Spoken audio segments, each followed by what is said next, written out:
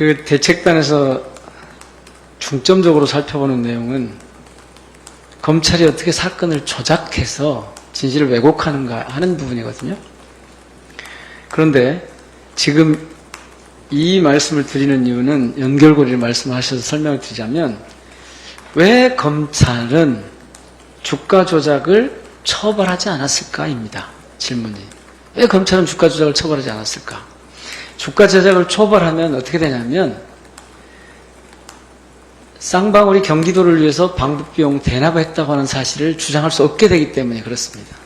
그래서 어떻게든 이 주가 조작은 그냥 넘어간 거예요. 그런데 실제로는 주가 조작 전과가 있는 사람이에요. 근데 왜 검찰은 이걸 처벌하지 않는가? 그러니까 조작이라고 하는 것은 있는 것을 없다고 하는 것, 그리고 없는 것을 있다고 하는 것, 이렇게 나눠서 볼 수 있잖아요. 이 경우에는 있는 것을 없다고 하는 거거든요. 그러니까 자기들 수사해보고 각종 문건이나 증언을 다 들어보면 이게 분명히 주가 조작이라고 하는 게 있는데, 그런데 그것을 주가 조작할 사람이 아니다라고 해버려야, 그래야 이게 방북비용 대납이 되는 거예요. 그래서 있는 것을 없다고 해서 없는 것을 있는 사실로 만드는 과정인 거예요, 이게. 그래서 이 김성태의 살아온 궤적이나 그 다음에 주가 조작 전과가 있다는 사실이 굉장히 중요한 겁니다. 이 연결고리 때문에 저희가 말씀을 드리는 거예요. 그런데 이것뿐만 아니에요. 있는 사실이 없다고 한 게. 예를 들면 국가보안법이나 외국환 관리법에 대해서도 적절하게 처벌하지 않는단 말이에요. 그러니까 저희들이 지금 주목하는 대목은, 검찰은 왜 있는 사실을 없다고 하면서 없는 사실, 즉 방북비용 대납이라고 하는 사실이 없는데, 주가 조작용인데 방북비용 대납인 것처럼, 경기도의 방북비용 대납인 것처럼 둔갑시키느냐. 그래서 조작이라고 저희들이 얘기하는 거예요. 그래서 이 대목은 매우 중요한 연결고리가 있는 거예요. 예. 그러니까 사실 재차 말씀드리지만, 사실 그냥 국정원 문건에 이렇게 나와 있잖아요. 북한 정찰총국의 이호남의 언급 내용을 그대로 싣고 있는데요. 대북 사업으로 쌍방울 계열사 주가를 띄워주는 대가로 수익금 일부를 받기로 했다. 쌍방울이 주가 조작 수익금을 일주일에 50억씩 전달하도록 할 테니 국내 백화점 상품권을 구입해 중국 선양으로 보내달라.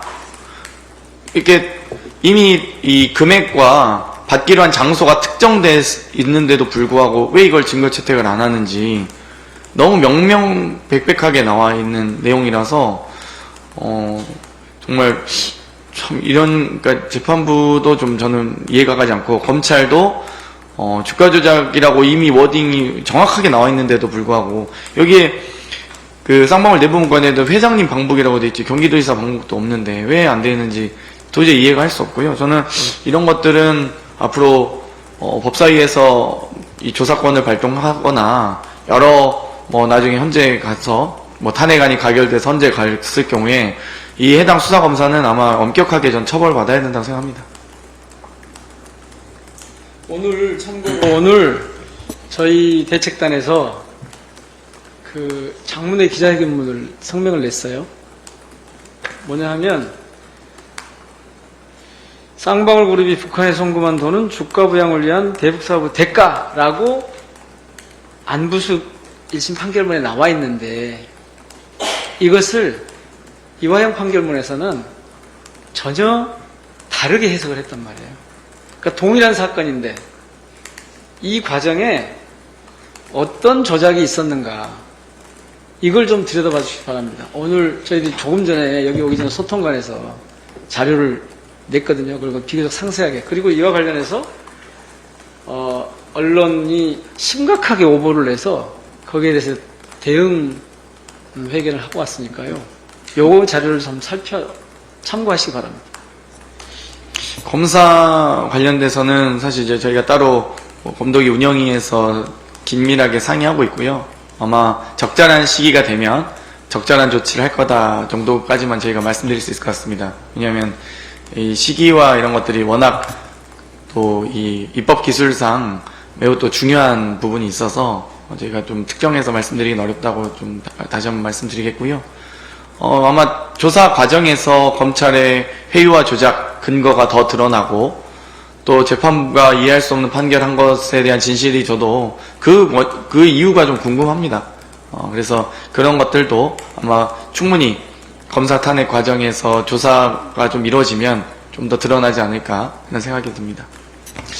약간 보충을 해드리면요. 그 영역은 검사범죄 대응 TF에서 하고 있는데요. 이번 주에 탄핵 소추안 작성에 들어갔다. 거기까지 말씀드릴 수 있겠습니다. 그게 이제 곧 마무리가 되겠죠. 그걸 작성을 지금 하고 있는 중이니까요. 그리고 그 중에 일부는 21대 때 이미 저희들이 탄핵 소추안을 마련해 놓은 게 있습니다. 그래서 그렇게 오래 걸리지 않을 겁니다. 판결한 판사에 대해서는 입법부가 지금 판사에 대한 그 견제 내지는 이 처벌이라고 해야 될까요? 하여튼 책임을 물을 수 있는 방법이 한 가지밖에 없잖아요. 그래서 그런 방법이 온당한 것인지 혹은 다른 제도나 절차상의 접근 방법이 있는 것인지 혹은 관련한 정책이나 제도를 어떻게 바꿔가야 할 것인지 이런 것에 대해서는 지금 종합적으로 고민을 하고 있다라고 말씀을 드리겠습니다. 네, 그러면 더 없으시죠? 네, 이것으로 기자간담회 마치도록 하겠습니다. 협조해주신 언론인분들 감사합니다. 네, 고맙습니다.